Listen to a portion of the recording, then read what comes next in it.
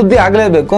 ಹಿಂಗಾಯ್ತು ಅಂತ ನಾವು ಹೇಳ್ಬೋದು. ಆದ್ರೆ ಗಂಭೀರವಾಗಿದೆ, ಚಾಕು ಪೀಸ್ ಒಳಗಡೆ ಇದೆ, ಹಾಗಾಯ್ತು ಹೀಗಾಯ್ತು ಅಂತ ಹೇಳಿ ಸುಮಾರು 1 ವಾರಗಳ ಕಾಲ ಅವರ ಅಭಿಮಾನಿಗಳಲ್ಲಿ ಆತಂಕವನ್ನು ಉಂಟು ಮಾಡಿದಂಥ ಕೀರ್ತಿ, ಅಪಕೀರ್ತಿ, ಯಥಾ ಪ್ರಕಾರದ ಅಪಕೀರ್ತಿಯನ್ನು ಮಾಧ್ಯಮ ಒಂದು ಸೆಕೆಂಡ್ ಹೊತ್ಕೊಂಡಿದ್ದು ನಾವೆಲ್ಲರೂ ಬಹಳ ಸ್ಪಷ್ಟವಾಗಿ ಏನ್ರಿ ಮೀಡಿಯಾ ಅಂತ ಕೇಳಬೇಕಾಗಿದೆ.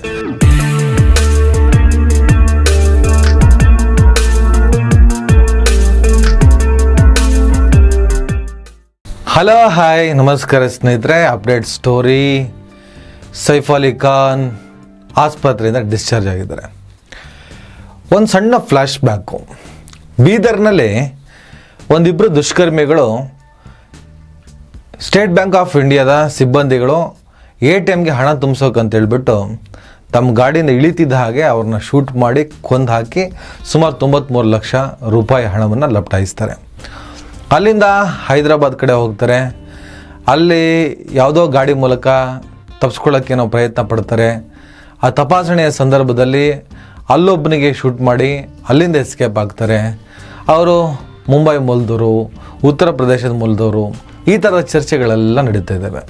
ಕರ್ನಾಟಕ ಲಾ ಆ್ಯಂಡ್ ಆರ್ಡರ್ ವ್ಯವಸ್ಥೆಯ ವೈಫಲ್ಯ ಇಡೀ ದೇಶದಲ್ಲಿ ದೊಡ್ಡ ಮಟ್ಟದಲ್ಲಿ ಚರ್ಚೆ ಆಗುವ ಸಂದರ್ಭ ಮತ್ತು ಬ್ಯಾಂಕಿಗೆ ನುಗ್ಗಿ ದರೋಡೆ ಮಾಡುವ, ಬ್ಯಾಂಕಿನ ಹಣವನ್ನು ಲಪಟಾಯಿಸೋದಕ್ಕೆ ಕೊಲೆಗಳನ್ನು ಮಾಡುವ, ಬ್ಯಾಂಕಿನ ಹಣವನ್ನು ತಗೊಂಡು ರೋಡಿಗೆ ಬಂದಂಥ ವ್ಯಕ್ತಿಯನ್ನು ಹೆದರಿಸಿ ಬೆದರಿಸಿ ಆ ಹಣವನ್ನು ಲಪಟಾಯಿಸುವ ಸತತವಾಗಿ ಈ ಥರದ ಘಟನೆಗಳು ಆಗ್ತಾ ಇದ್ದಾಗ ದೊಡ್ಡ ಪ್ರಮಾಣದಲ್ಲಿ ಅದರ ಬಗ್ಗೆ ಫೋಕಸ್ ಮಾಡಿ ಸುದ್ದಿಯನ್ನು ಮಾಡಬೇಕಾದಂತಹ ಮಾಧ್ಯಮಗಳು ಸೈಫ್ ಅಲಿ ಖಾನ್ ಹಿಂದೆ ಬಿದ್ವು. ಸರಿ ಇತ್ತು, ಯಾವುದೇ ಕಾರಣಕ್ಕೂ ಸರಿ ಇಲ್ಲ ಅಂತ ಹೇಳೋಕ್ಕಾಗಲ್ಲ. ಯಾಕಂದರೆ ಒಬ್ಬ ಸೆಲೆಬ್ರಿಟಿ, ಭಾಳ ದೊಡ್ಡ ಸೆಲೆಬ್ರಿಟಿ, ಆತನ ಮನೆಗೆ ಯಾರೋ ಒಬ್ಬ ಹೋಗ್ತಾನೆ, ಚಾಕು ಹಾಕ್ತಾನೆ, ಆರಾಮಾಗಿ ಹೊರಗೆ ಬರ್ತಾನೆ ಅಂದರೆ ಜನಸಾಮಾನ್ಯರ ಪರಿಸ್ಥಿತಿ ಏನಾಗ್ಬೋದು? ಬೀದಿಯಲ್ಲಿ ಶೂಟೌಟ್ ಮಾಡಿ ಕೊಲ್ಲೋದು ಕಾಮನ್ ಅಂತ ಅನಿಸ್ಬಿಡುತ್ತೆ.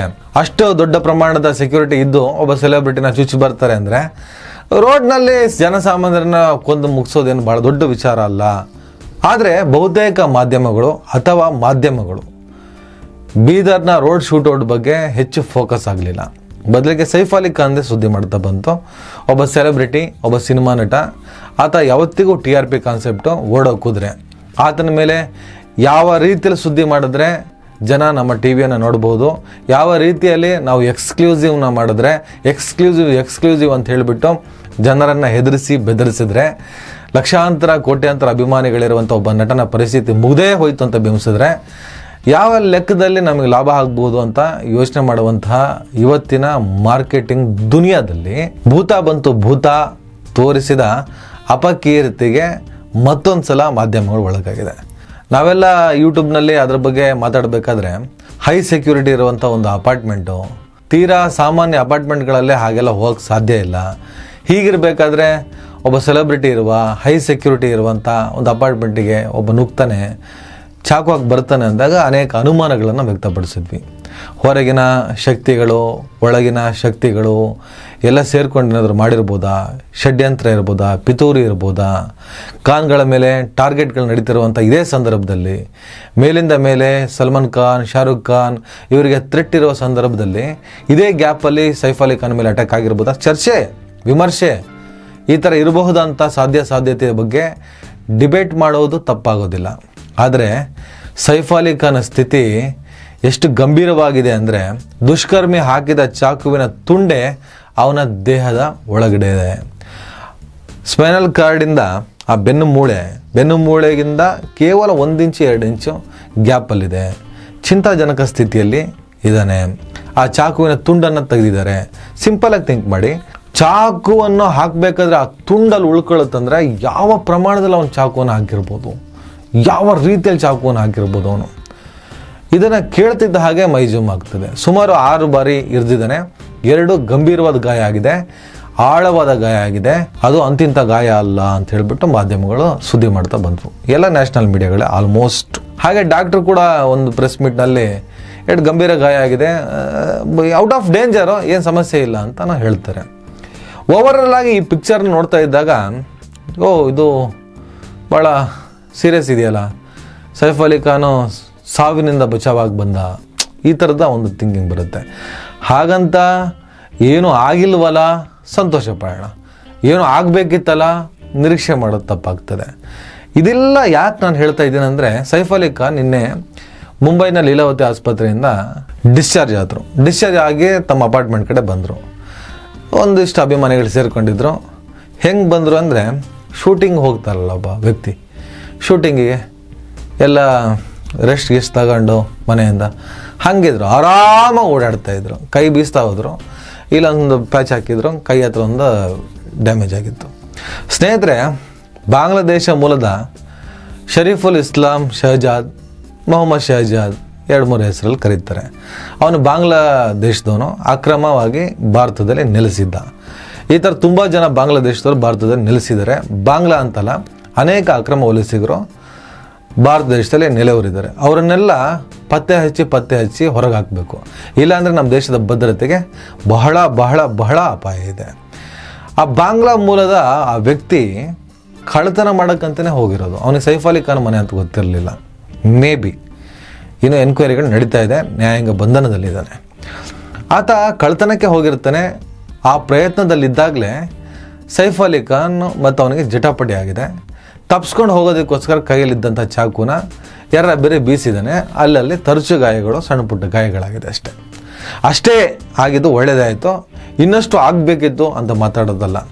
ಆದರೆ ಅಷ್ಟೇ ಇರುವಂಥ ವಿಚಾರವನ್ನು 2-3-4 ದಿನ ಯಾವ ಪ್ರಮಾಣದಲ್ಲಿ ಹಗಲು ರಾತ್ರಿ ಸುದ್ದಿ ಮಾಡಿ ಅಭಿಮಾನಿಗಳು ಆತಂಕಕ್ಕೆ ಒಳಗಾಗ್ತಾರಲ್ಲ, ಆತಂಕಕ್ಕೆ ಒಳಗಾಗೋ ಥರ ಗಂಭೀರವಾಗಿದೆ ಪರಿಸ್ಥಿತಿ. ICU ಯಲ್ಲಿದೆ, ಚಾಕುವಿನ ತುಂಡು ಒಳಗಡೆ ಇದೆ. ಏನಿದು? ಯಾವ ಪ್ರಮಾಣದಲ್ಲಿ? ನಾವು ಸಾಧ್ಯತೆಗಳ ಬಗ್ಗೆ ವಿಮರ್ಶೆ ಮಾಡಿದ್ವಿ. ಒಂದು ತನಿಖಾ ವರದಿ, ಈ ಥರ ಇರಬಹುದು, ಈ ಥರ ಆಗಿರಬಹುದು. ನೀವೀಗ ಕಲ್ಪನೆ ಮಾಡೋದಕ್ಕೆ ಸಾಧ್ಯ ಇದೆಯಾ? ಯಾರೋ ಒಬ್ಬ ಕಳ್ಳ ಆರಾಮಾಗಿ ಒಬ್ಬ ಸೆಲೆಬ್ರಿಟಿ ಮನೆಗೆ, ಈ ಫಿಲ್ಮ್ ಆ್ಯಕ್ಟರ್ಗಳು ತುಂಬ ಕನ್ನಡದಲ್ಲಿದೆ, ಅವ್ರ ಮನೆಗೆ ಆರಾಮಲ್ಲಿ ಹೋಗ್ಬಿಟ್ಟು ಚಾಕು ಹಾಕಿ ಬಂದುಬಿಡ್ತಾನ, ಕಳ್ತನಕ್ಕೆ ಹೋಗ್ಬಿಡ್ತಾನ. ಒಂದು ಸೆಕ್ಯೂರಿಟಿ ಗಾರ್ಡ್ ಅನ್ನೋ ಒಂದು ವ್ಯವಸ್ಥೆ ಇದ್ದೇ ಇರುತ್ತಲ್ವಾ? ಅದರಲ್ಲೂ ಅಂಥ ಸೆಲೆಬ್ರಿಟಿಯ ಅಪಾರ್ಟ್ಮೆಂಟ್ನಲ್ಲಿ ಯಾವ ಪ್ರಮಾಣದಲ್ಲಿ ಸೆಕ್ಯೂರಿಟಿ ವ್ಯವಸ್ಥೆ ಇತ್ತು ಅದನ್ನೆಲ್ಲ ಛೇದಿಸಿ ಹೋಗಿದ್ದಾನೆ ಅಂದರೆ ಆ ಕಳ್ಳ ತುಂಬ ಚಾಣಾಕ್ಷ ಕಳ್ಳ ಅಂತಿರ್ಬೋದು. ಹೋಗಿದ್ದಾನೆ, ಬಾಗಿಲೇನೋ ಬಡ್ದಿರ್ಬೋದು, ಅಥವಾ ಓಪನ್ ಇತ್ತೇನೋ, ಏನೋ ಜಟಪಟಿ ಆಗೋಗಿದೆ ಅಲ್ಲಿ. ಸೈಫ್ ಅಲಿ ಖಾನ್ ಮಗನ ಮೇಲೇನೋ ಹಿಡ್ಕೊಳಕ್ಕೆ ಹೋಗಿದ್ದ, ಅದೇನೇನೋ ಸ್ಟೋರಿಗಳಿದ್ದಾವೆ. ಈಗ ಸೈಫ್ ಅಲಿ ಖಾನ್ ಹೊರಗೆ ಬಂದಿದ್ದರೆ ಮೇ ಬಿ ಪ್ರೆಸ್ ಮೀಟ್ ಮಾಡಿ ಎಲ್ಲವನ್ನ ಹೇಳ್ಬೋದು. ಈ ವಿಡಿಯೋ ಯಾಕೆ ಅಂದರೆ ಒನ್ಸ್ ಅಗೇನ್ ಏನ್ರಿ ಮೀಡಿಯಾ ಆಗಿದೆ ಅಂತ. ಒನ್ಸ್ ಅಗೇನ್ ಏನ್ರಿ ಮೀಡಿಯಾ, ಯಾವ ಥರದಲ್ಲಿ ಒಂದು ವಿಚಾರವನ್ನು ನೀವು ಬಿಂಬಿಸೋದಕ್ಕೆ ಪ್ರಯತ್ನ ಪಡ್ತೀರಾ, ಯಾವ ಪ್ರಮಾಣದಲ್ಲಿ ಸಮಾಜದಲ್ಲಿ ಗೊಂದಲವನ್ನು ನಿರ್ಮಿಸ್ತೀರಾ.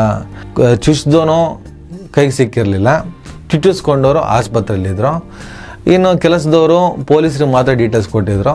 ಕೆಲವು ಮಾಧ್ಯಮದವರಿಗೆ ಒಂದು ಸಣ್ಣ ಸಂಪರ್ಕ ಪೊಲೀಸರ ಜೊತೆ ಇದ್ದರೆ ಒಂದಿಷ್ಟು ವಿವರಗಳನ್ನು ಅವರು ಕೊಟ್ಟಿರ್ತಾರೆ, ಕಂಪ್ಲೀಟಾಗಿ ಹೇಳಿರಲ್ಲ. ಸುದ್ದಿ ಆಗಲೇಬೇಕು, ಹಿಂಗಾಯ್ತು ಅಂತ ನಾವು ಹೇಳ್ಬೋದು. ಆದರೆ ಗಂಭೀರವಾಗಿದೆ, ಚಾಕು ಪೀಸ್ ಒಳಗಡೆ ಇದೆ, ಹಾಗಾಯಿತು ಹೀಗಾಯಿತು ಅಂತ ಹೇಳಿ ಸುಮಾರು 1 ವಾರಗಳ ಕಾಲ ಅವರ ಅಭಿಮಾನಿಗಳಲ್ಲಿ ಆತಂಕವನ್ನು ಉಂಟು ಮಾಡಿದಂಥ ಕೀರ್ತಿ, ಅಪಕೀರ್ತಿ, ಯಥಾ ಪ್ರಕಾರದ ಅಪಕೀರ್ತಿಯನ್ನು ಮಾಧ್ಯಮ ಒನ್ಸ್ ಅಗೇನ್ ಹೊತ್ಕೊಂಡಿದ್ದು ನಾವೆಲ್ಲರೂ ಬಹಳ ಸ್ಪಷ್ಟವಾಗಿ ಏನ್ರಿ ಮೀಡಿಯಾ ಅಂತ ಕೇಳಬೇಕಾಗಿದೆ.